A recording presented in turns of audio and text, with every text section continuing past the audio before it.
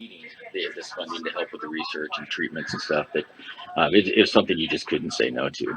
And we obviously everybody's got a lot on their plate right now. But it was something that we thought we can really make a difference. So here we are. Yeah, and LLS just recently came out, I believe it was last week, and they have promised $450 million to help cancer patients who are dealing with the effects of COVID-19. I mean, that's the other thing. We got to remember, people who have cancer, their families, they still have jobs, they still have bills, they have normal lives in addition to battling this disease. And so COVID-19's hit them, in many cases, harder than it's hit us. And so LLS is there to help them out in this situation too. That's probably one of the reasons why you support. I mean, you got a charity helping a charity there, and they need it in the back end too. So right. So how do we donate? And do you have any events coming up that we need to know about?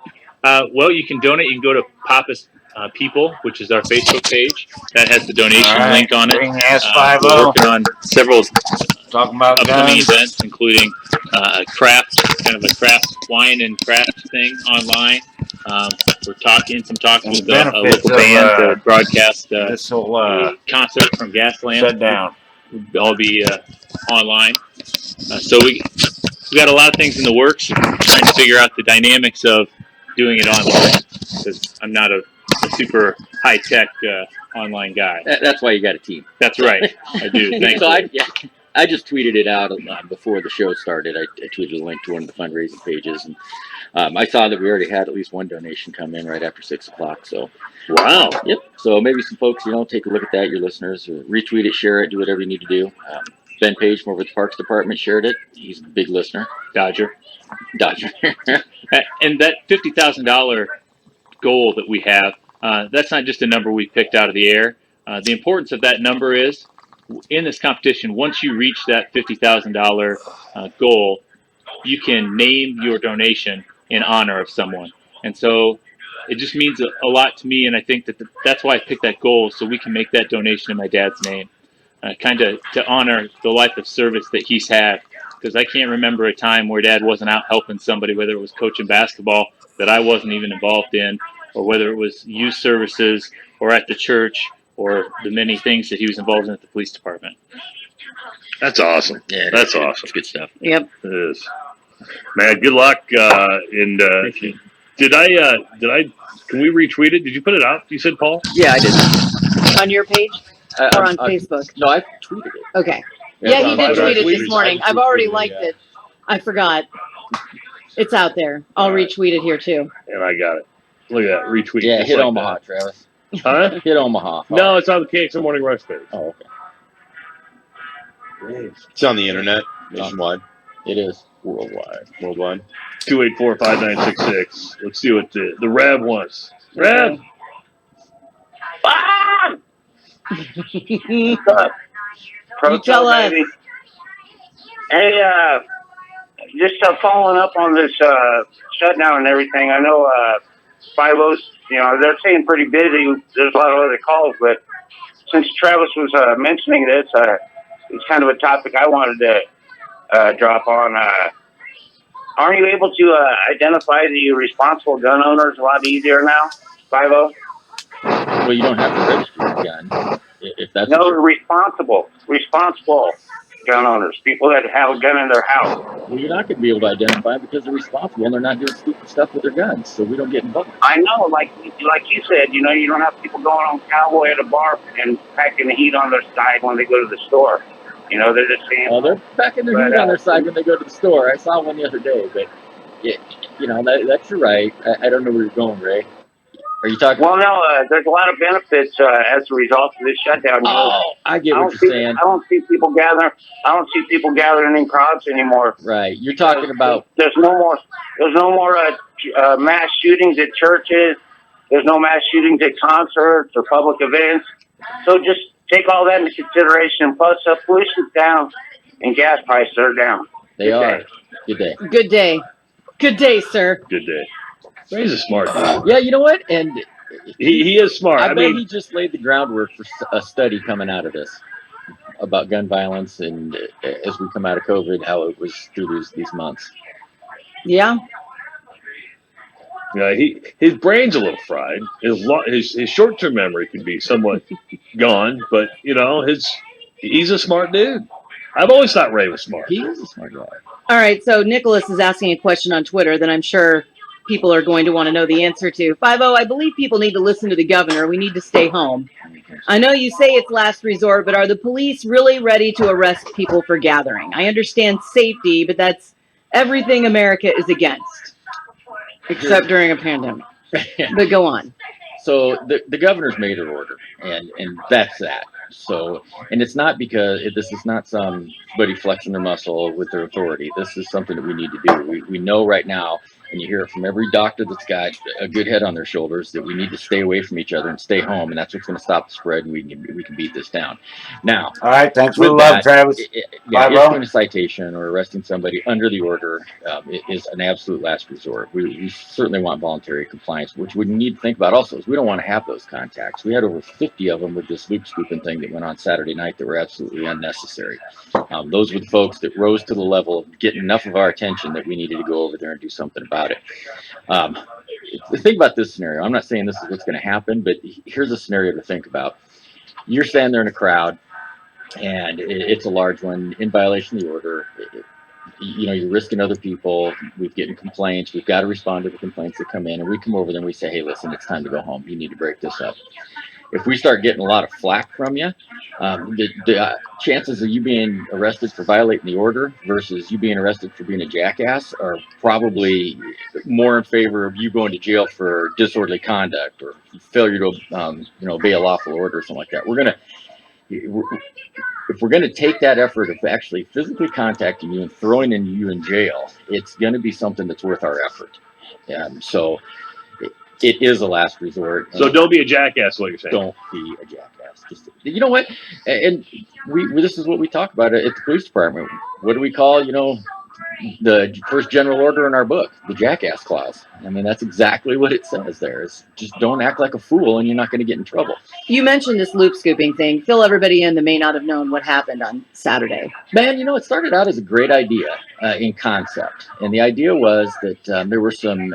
You know how many things have gone wrong start off with that exact phrase? It was such a great idea. And then this happened. I think there's probably 10 of those that slide across Ryan's desk a week. Hey, man, this is what I was thinking when I did this, boss. So, it started out as a great idea. But the concept was that you get a bunch of, and it started out with some classic car owners. We're talking about really expensive, nice machines. They wanted to get together. They wanted to just go scoop the loop like they did when they were teens and show off their cars and just. And everybody's staying in their own car. Everybody in their car just driving around the loop. It quickly deteriorated into crowds of people standing on street corners. There was such a crowd in front of one bar that a complaint was lodged that the bar was open for business and people were just going in and out, and that's really not what was happening. It was just crowds of people standing on the corners. Now you get those nice cars down there at 6 o'clock at night. Well, every Friday and Saturday night when the weather's nice, we get the younger crowd down there with their little hot rods, and that's been a noise problem. It's been loud music, squealing tires, the mufflers, lingering on the corners, something that we've been addressing for years, and we actually assign officers to that loop area every Friday and Saturday night to address that. It got out of hand fast to the point where we, like I said, we had over 50 plus contacts. I think I know that dude from fucking high school, man. Totally prevented had people follow the rules. So I mean, it was a great idea, but it just deteriorated into a disaster. I don't know. And that's So just what another you're saying example is of one of too. his Yeah, brothers don't be a or something. jackass. And No, that and you won't be Listen. doing that anytime soon again. No, and here's the other thing that folks. Lauren Donovan. Downtown's not the loop isn't the loop like it used to be when I was a teenager. I mean, it's a neighborhood now. There are people who live down there, all over downtown. We've got office buildings that have been converted into nice lofts. There are people that's where they have their families. I mean, obviously, we live in the East Village, and you don't get the loop scooper there, but we've had some issues with some places near our home where people congregate. And you really need to take that into consideration that it's a neighborhood now. It's not just a commercial zone where you can go and rev your engines. So don't do that. And like Ray said, we're still busy. I mean, we looked at the first 2 weeks of the governor's lockdown, and we saw that our workload, what I call our workload, which is calls for service and officer initiated activity, was down about 14%. But you don't have as many cars out there. You don't have as many people crashing into each other. We don't have the calls that are generated from the entertainment district or other bars for loud music, fights, whatever. There's no shortage of work, though. Our detectives are just as busy as they were before this. So we've got a little bit of time to address some of these other issues, but when we forgot to deploy a large number of resources to deal with something like a bunch of cars or people standing around the sculpture park, that's something that our patience will deplete significantly in the next couple of weeks. 284-5966. Interact with us on Twitter at KX in the Morning Rush. You gonna stick around, 50? Yeah, I'm sticking around. All right, take a break. Come back. I've got international waters question for you. We don't have a lot of that For here. 5-0? For anybody, because I'm trying to figure this one out. Probably should have the Just trying to figure this one out. He's a smart one. It's the Morning Rush on 1460 KXNO, and now 106.3 FM.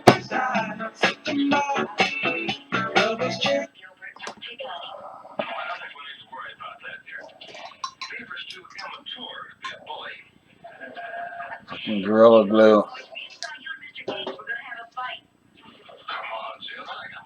Hey, what the fuck?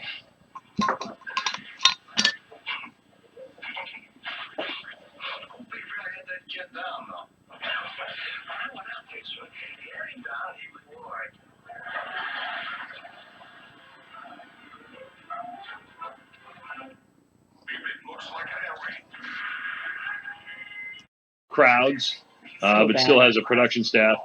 But Dana White has a plan to get the UFC back up and running internationally. And this is Dana White talking to who else? TMZ.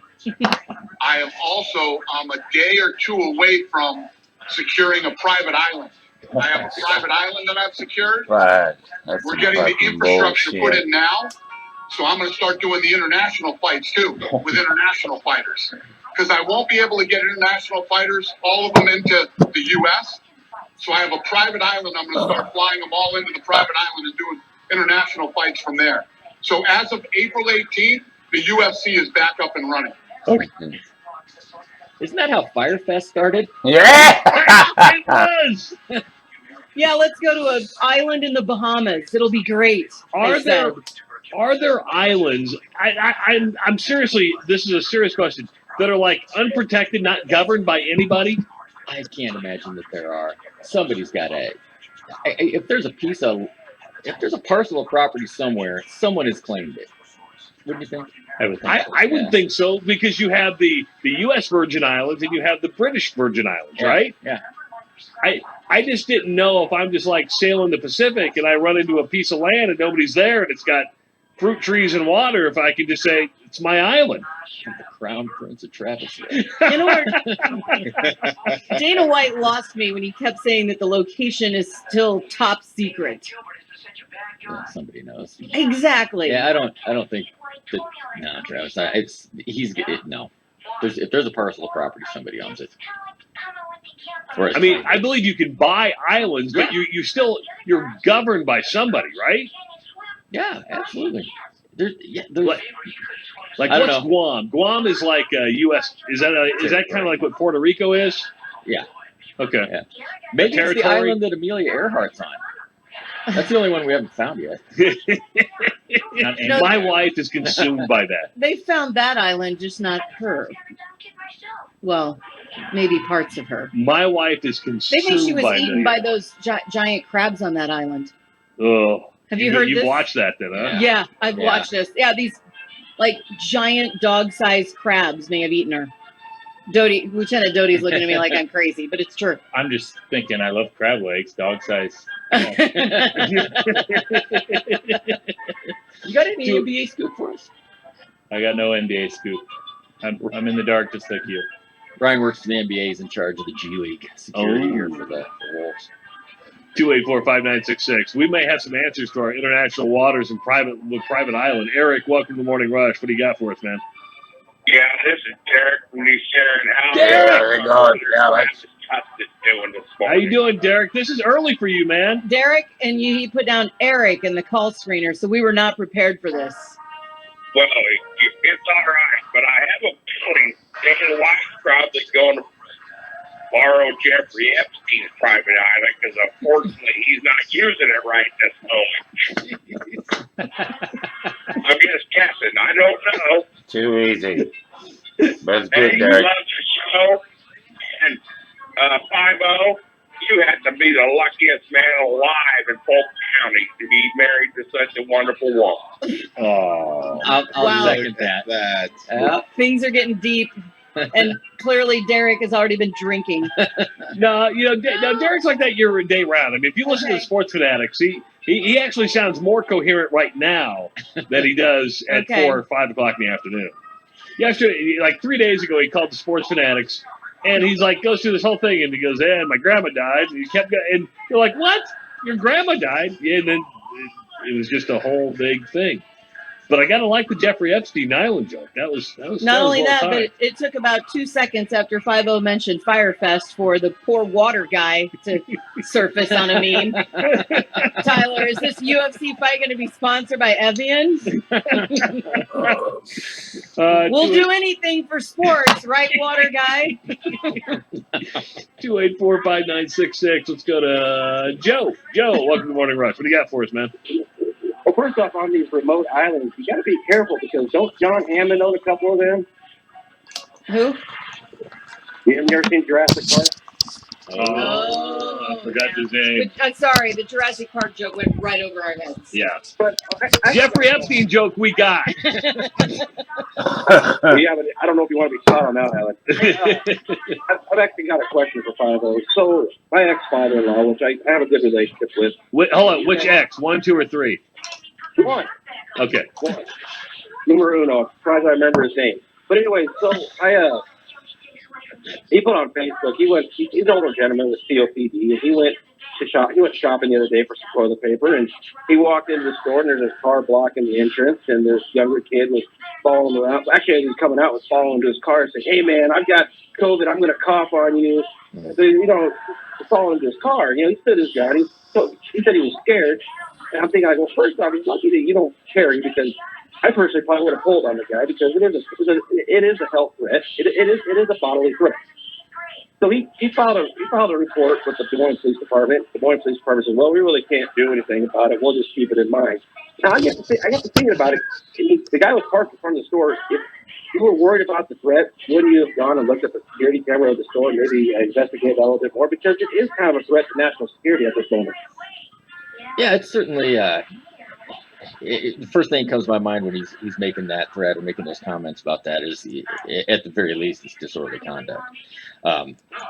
Now, did we? When you say nobody did anything about it, what do you mean nobody did anything about it? Oh, he hung up. Oh, Yeah. he did? All right. So I can't imagine that, given the current situation, that we didn't do anything about it. There's a variety of different things we could have done, but at the very least, if there was a report made, which is something very simple for us to do, there'll be somebody that follows up on it. But yeah, something you run around, that's like screaming fire in a theater right now. And it's definitely something that we will address. It's not something that we're going to ignore. Are you to the point where if you cough, you feel guilty? I mean, because he's like, you're like, "Oh, I'm sorry." Because everybody looks at you like, "Oh my God, you just spread it." Oh, yeah. I knew. Sneezes are even worse, because the sneeze is like propelling those germs in every direction forever. Yeah, I think we're all a little more conscientious. Just like you said, we're hyper conscientious. You get embarrassed, or you're worried that everybody's looking at you if you cough, sneeze, clear your throat, something like that. The one thing that I got kind of wrapped around the axle on was when I started looking at these vapor trails we leave while we're biking and just talking. I mean, that was something that I never even thought about. I'm careful if I got to spit or something when I'm on my bike, that I always look over my shoulder. But now when, you see some of these models that people have put out, just our conversation back and forth, we leave a little bit of a trail for up to something like 20 feet behind us. Yeah, you told me there would have to be quite a ways behind people. Yeah, we got to definitely space. Start wearing a motorcycle helmet. Yeah, a full face. Yeah. Yeah, well, it's going to be 70-some degrees. And I promised the kids we'd get out today, and we're all going to be wearing our masks. Ugh. That's the way it is. They want Good to times. Are you wearing a mask? I'm not yet. No. I make 'Cause I them wear put a mine mask on, at I the wore grocery glasses store. fog up. I made him wear a mask to the grocery store, and he came home and he goes, "I was the only one under 60 at the grocery store that had one on, Heather." Hey, I didn't get recognized. I was able to get in and get my shopping done without See? somebody asking me a question. There's some benefits. I'm here to help. Can you walk into a bank with a mask on? Can't walk into a bank because the lobbies are closed. Oh, that's fair. Yeah, a lot of Yeah. those. I actually brought that up though to 5-0 the other day. I brought that up to you because I saw someone on Twitter. They put a mask on. They're like, "Should I stay in quarantine or should I go to the bank with this mask on?" Yeah, that's gonna get you some attention. And I was like, "That's not You probably shouldn't even hit a Kinda drive-through with a funny." mask on. You just I shouldn't do it. You shouldn't go near a bank with a mask on. I will make you famous if you try and rob a bank through the drive-thru. You will be all over the place. What about page. this probably it's a story for off the air. Oh, you said Jesus? Oh, jeez. Okay. Clean it up and share it. No, well, what we could do is take a break and run it by everybody. It was a couple years ago. You're you good guys to go. You guys were involved though. Kind of. 284-5966. We better discuss it. Interact with us on Twitter at KX in the Morning Rush. We come back. Sean's Morning Dump. And hopefully we get a bank robbery story. Because you can't go wrong with a good bank robbery. It's not more of a robbery. It's more fraud. Oh. If you're frauding a bank, you know what that is? Robbery. Right, but the timing of how it all happened was it was weird. Again, we'll run it by us. It's the Morning Rush on 1460 KX and now 106.3 FM.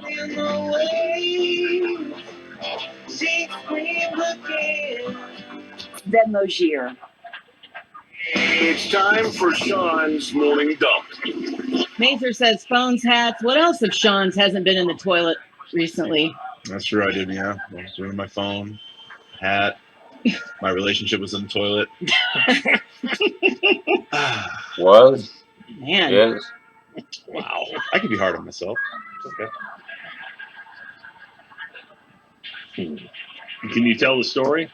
It's hard to explain. It was hard to explain to them. It's a challenge. Basically, it's a crime occurring while a detective is actually in the lobby of a bank. There's a crime occurring in the drive-through, and it all comes together. And the detective that was working the case was in the bank actually setting up an account. Yeah, really what it ended up being was somebody tried to use a stolen ID in the drive-thru and picked the worst possible time when the detective on the case of the stolen ID is inside the bank And the teller setting knew, up an account. And the teller knew the person that the Yeah. ID was. It was just a One big twinkie-dink. a couple of coincidences colliding Yeah. to make it the most ill-timed attempt The teller at crime ever. The teller going, "Yeah, this isn't you. I know the girl in this photo, and she got her purse stolen this weekend."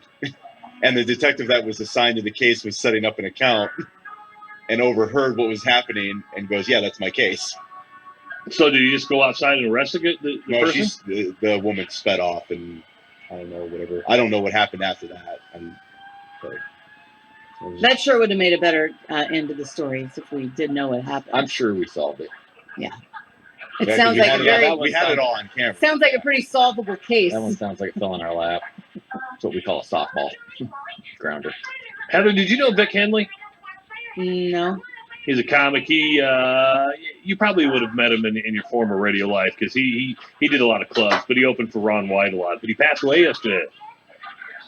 He had a heart problem. It wasn't COVID. He had Anymore, pulmonary embolism.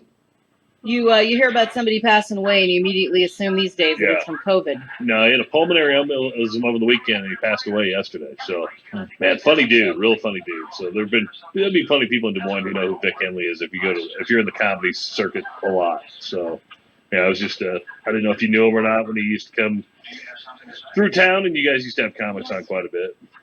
Don't remember him. I tell you what, that's another that's another thing I miss. I watched last night. Now I'm going to give you a Netflix show to watch, okay? And it's not Tiger King, so new. I just saw it last night. Was the Mark Twain Award for comedy for Dave Chappelle? It's about an hour and 25 minutes, and it's really good. A lot of good comics, a lot of good musicians, and like Chappelle's only like the 22nd or 25th person to receive this award. The first person to get it, I believe, was Richard Pryor, if I'm not mistaken. But yeah, it's if you want a good watch, Chappelle getting the Mark Twain Award on Netflix is well worth your hour and 25 minutes listen. Okay, I took Ross Peterson's advice and started watching, and I've done this without 5-0 because he's fallen asleep on me. But How to Fix a Drug Scandal. I've been. Is it good? It's pretty good. It's those women in Massachusetts that were working. There were 2 different people working in a drug lab in Massachusetts. One of them was totally, talking to prosecutors, and basically, if a drug sample ended up on her desk, that was cocaine, and you're going to jail. And then another one had a drug habit and was basically sampling all the evidence that was coming across her desk. And it ended up, with thousands of drug cases being thrown out because of the problems with these 2 lab technicians. Including, I said, like the one that really blew me away is the one that was literally opening evidence bags and sampling it herself. Dab technician. Stealing seized drugs used as evidence. When you're sitting there and instead of using the spectrometer or whatever at your desk and you just snort it and go, oh yeah, that's Coke, I'm high. How would you know? It's pretty crazy. Man, Netflix, this is the best thing to happen to Netflix, don't you think, this quarantine? Oh, yeah. Have you heard the rumor about another episode of Tiger King? Everybody's getting all excited, but you have to take Jeff's word for it. Netflix has not confirmed nor denied that there's another episode coming out. Now, I wouldn't be at all surprised. It would be in their best interest to do it. But I don't know that I want to take Jeff's word for it. Finally, you get asked for any interview requests this morning? Not yet. I'm just talking to some digital producers around town, or the morning producers. But Lauren Donovan's on Twitter saying police now have the power to enforce social distancing violations in Iowa. Oh, that was found to be yesterday. breaking the new restrictions. Those were yesterday's interviews. I'm following. This is one thing that's frustrating to local law enforcement. We've had the authority to enforce this since the governor initially made the order. So I think what people are missing is that all along this crescendo of, listen, we need you to take this serious, or we're going to have to take these steps. And then the next press conference the governor has, she again puts the emphasis on, please, please, please, do the right thing and stay in and stay healthy. The mayor is saying the same thing, and now they've just finally said, hey, people aren't really wrapping their brains around it, so we probably need to put the emphasis on the fact that it could be enforced. But the authority's been there since she gave the order. That's the way the law's written, so this is nothing new.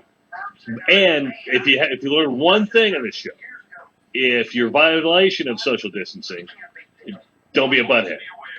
And you're probably going to say, just break it up. Yeah, I mean, voluntary compliance is what we want. We want to be able to just say, go home.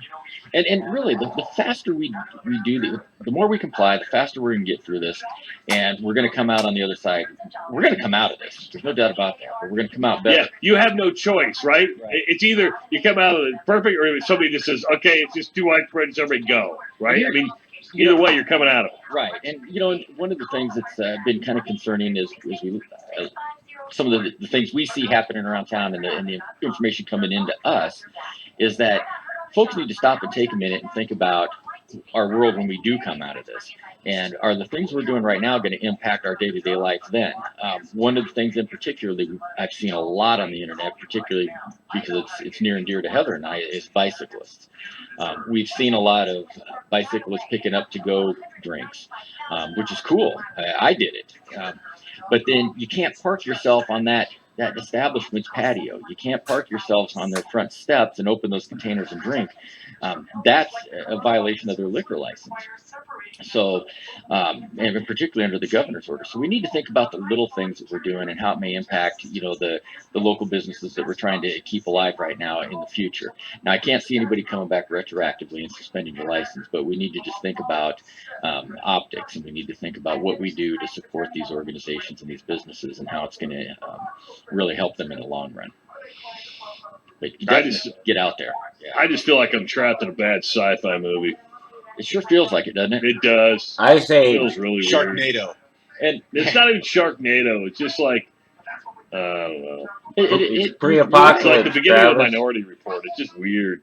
Yeah, and it's pre-apocalypse. Go out in the middle of the night. Like we've been out late, working some cases recently, and or up early working a case, and it is eerie to see the streets as empty as you see them. Or even at 5 o'clock in the afternoon downtown, and you could shoot a cannon down Grand Avenue and not hit anyone. It's crazy. But it's like this invisible thing that we're all trying to avoid. I go around work acting like my coworkers could literally poison me. You do that. Well, and we're doing the same thing at the police department. I mean, it's just you're constantly cleaning and you're constantly disinfecting because, one of our greater concerns is, obviously we want to keep our workforce healthy. We don't want to be picking something up at work and taking it home to our families. We also don't want to pick something up on one call and take it to the next call. So, we're doing as much distancing as we can, and that's really why everybody in the fire department. I'll probably share some pictures later this week that I took at a scene. Those folks digging in elbow deep to save lives, and the measures that they have to take to protect themselves, protect their families, and protect the next patient. So that's why we need to stay home. Can you arrest somebody for social distancing violation if they're in their front yard? That's a discussion that I started yesterday and never really got a clear answer. You know what I mean? Because I get it on like your Grays Lake or something. That's fine. But can you, if somebody's got, if people are in my front yard or my backyard, can you come in and say, hey?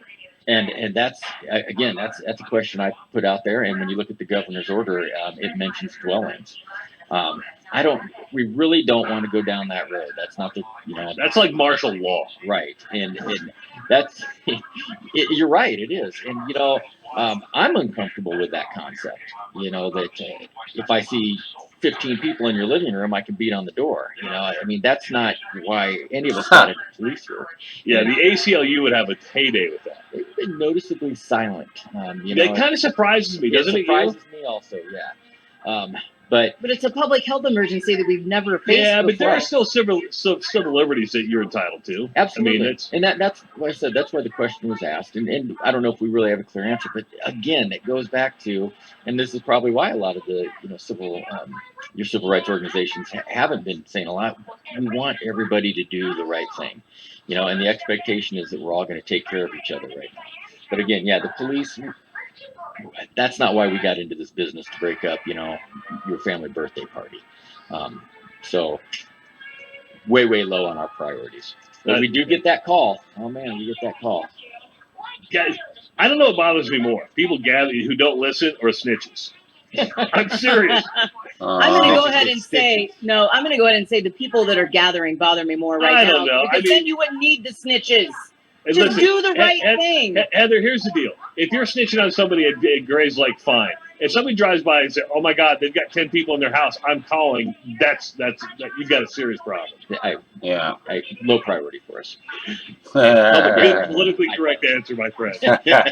Well, this is where I get to sometimes read my personal opinions. All right, good stuff. Man, thanks, guys. Good show today. You guys are awesome. See you tomorrow. All right, there was. That's 5-0. April 7th, 2020, under the quarantine. Radio station. 70, clear skies tonight and a low 48, and tomorrow will be windy with the high 70 with a chance of rain late in the day. This is Channel 13, meteorologist Jerry Ritter. Sponsored by Lowe's. Pros. Lowe's knows your work doesn't stop. That's why they're open and here for you with the supplies you need to make critical repairs and keep your customers home safe and healthy.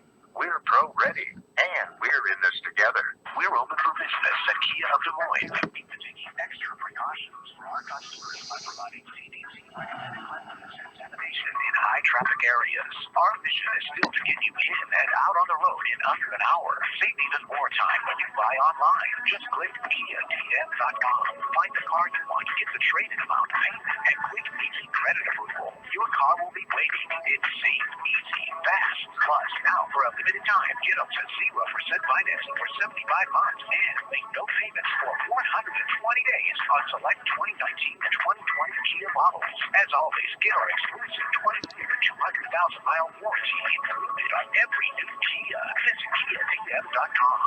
Stay safe, be well from everyone here at Kia of Des Moines. Locally owned, community focused. With approved credit 1333 per thousand finance monthly for 75 months. Example down 10% eligible on select 2019 and 2020 models. First payment June 1.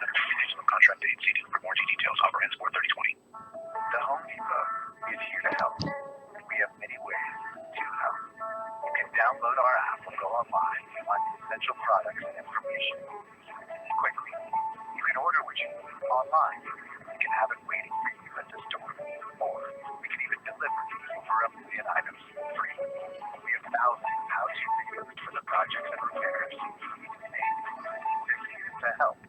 Home Depot. How doers get more done. A social distancing tip from iHeartRadio. Keeping your distance from others is important in slowing the spread of coronavirus. So here are some fun things to do alone. Read a book, take a walk, unpack your suitcase from that trip you took last September, paint a self-portrait, catch up on a TV series, do a puzzle. Remember, we should all stay home to lower the risk for everyone. For more info, visit coronavirus.gov. Let's all do our part, because we're all #AloneTogether. Brought to you by iHeartRadio and the Ad Council. Holiday. 60 KXNO, play-by-play traffic. Brought to you by the Iowa Speedway, the fastest short track on the planet. Keep your eyes peeled for a new construction project that started on yesterday. Northbound FYRE Drive is blocked off at Park Avenue. Traffic is forced to share the southbound lane. This report is sponsored by Fairway Meat and Grocery. Fairway is committed to serving you through this unprecedented time. The 8 a.m. to 9 a.m. shopping hour is designated for seniors and those more susceptible to illness, including expectant mothers. Fairway welcomes the general public 9 a.m. to 7 p.m. Visit fairway.com.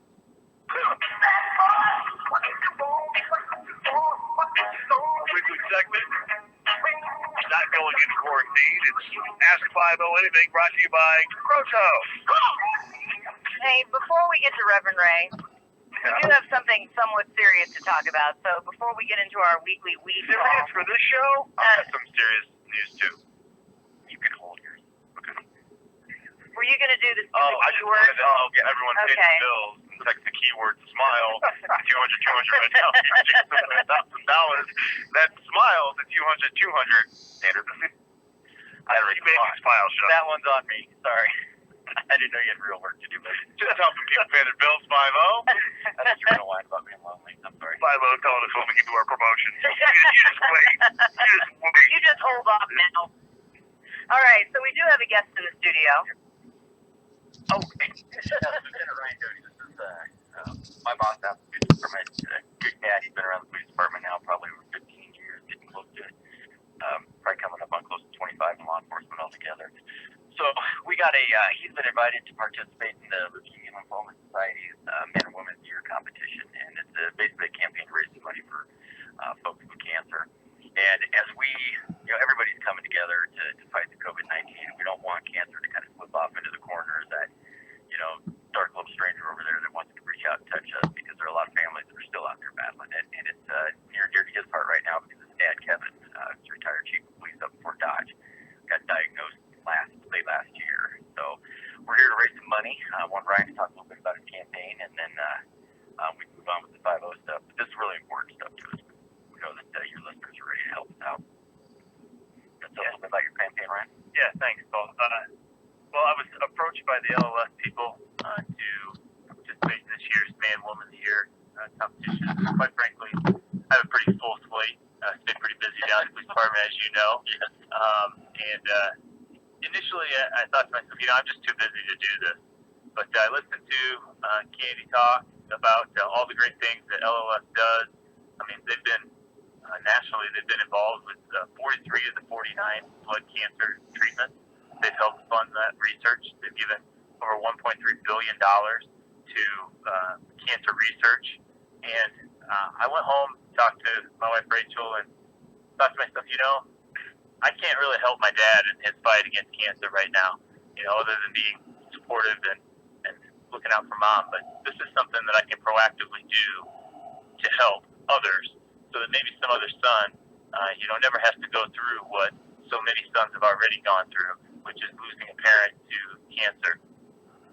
So I thought, there's no time like now. I'm always going to be busy, and this is important enough to do. And so that's why I said that I would do it and rounded up a good group of people to help me do this. And we're off to a pretty good start.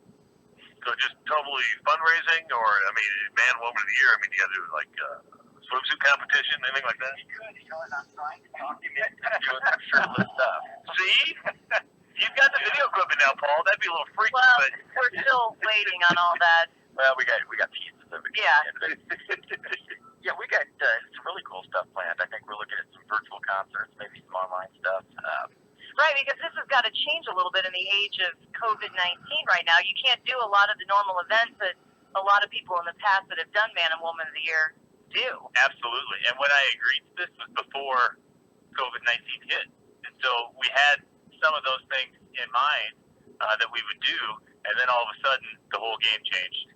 And now I'm becoming a Zoom expert, which I didn't even know what Zoom was until 3 weeks ago. Yeah, join the crowd. Yeah. So yeah, I mean it's something that when he does have a great team. There's a few of us down at the police department that are on his team. He's got some other buddies that got some good connections out in the community. So we are looking to reach his goal of $50,000 and actually surpass it. But it's one of those things where, as I sat in the office talking to Ryan, he is busy. He's the executive officer for the chief. He's my boss, and you know how I keep you busy, right, Trav? Locking my keys in my car, stuff like that. But you know, when you sat down and you read through the materials and you really took a grasp of what LLS does, and the fact that there are just so many people out there right now who are needing this funding to help with the research treatment and stuff, that it is something you just couldn't say no to. You know, I think obviously everybody's got a lot on their plate right now. But it was something that we thought we'd really make a difference. So here we are. Yeah, and LLS just recently came out, I believe it was last week, and they have promised $450 million to help cancer patients who are dealing with the effects of COVID-19. That's the other thing. You gotta remember, people who have cancer, their families, they still have jobs, they still have bills, they have normal lives in addition to battling this disease. And so COVID-19 hit them in many cases harder than it's hit us. And so LLS is there to help them out in this situation too. That's probably one of the reasons why you got a charity helping a charity there, and they need it at the back end too. Right. So how do we donate? And do you have any events coming up that we need to know about? Well, you can donate. You can go to Papa's People, which is our Facebook page. That has the donation link on it. We're working on several upcoming events, including a craft wine and craft thing online. We're talking some talks with a local band to broadcast a concert from Gaslamp. It'll all be online. So we got a lot of things in the works. It's just trying to figure out the dynamics of doing it online, because I'm not a super high-tech online guy. That's why you got a team. That's right. I do. So I just tweeted it out before the show started. I tweeted a link to one of the fundraising pages. I saw that we already had at least one meeting coming up right after 6 o'clock. So wow. Yep. So maybe some folks, take a look at that. Your listeners, maybe we can share it. Ben Page from the Parks Department shared it. Big listener. Dodger. And that $50,000 goal that we have, that's not just a number we picked out of the air. The importance of that number is, in this competition, once you reach that $50,000 goal, you can name your donation in honor of someone. And so it just means a lot to me, and I think that's why I picked that goal, so we can make that donation in my dad's name, kind of to honor the life of service that he's had. Because I can't remember a time where Dad wasn't out helping somebody, whether it was coaching basketball that I wasn't even involved in, or whether it was youth services, or at the church, or the many things that he was involved in at the police department. That's awesome. Yeah. That's awesome. Good stuff. Yeah. And good luck. Can we retweet it? Did you put it out? You said, Paul? Yeah, I did. On your page? Or on Facebook? No, I tweeted it. Okay. Yeah, you did tweet it this morning. I've already liked it. I forgot. It's out there. I'll retweet it here too. Yeah, I got it. Look at that retweet. Yeah, hit Omaha, Travis. Huh? Hit Omaha. No, it's on the case of Morning Rush page. Oh, okay. It's on the internet. Online. 284-5966. Ah! What's up? Proto, baby. Hey, just following up on this shutdown and everything. I know 50's, they're staying pretty busy. There's a lot of other calls, but since Travis was mentioning this, it's kind of a topic I wanted to drop on. Aren't you able to identify the responsible gun owners a lot easier now? 50. Well, you don't have to register your gun. No, the responsible gun owners, people that have a gun in their house. And You're not going to be able to identify because they're responsible. They're not doing stuff with their guns. I know, like you said, you know, you don't have people going on cowboy at a bar and packing the heat on their side when they go to the store. You know, they're just staying home. But Some side when they go to the store. I saw one the other day, but you know that's you're right. I don't know where you're going, right? well, no, there's a lot of benefits as a result of this shutdown. You know, I don't see people gathering. I don't see people gathering in crowds anymore because there's no more mass shootings at churches. There's no mass shootings at concerts or public events. So just take all that into consideration. Plus, pollution's down and gas prices are down. Good day. They are.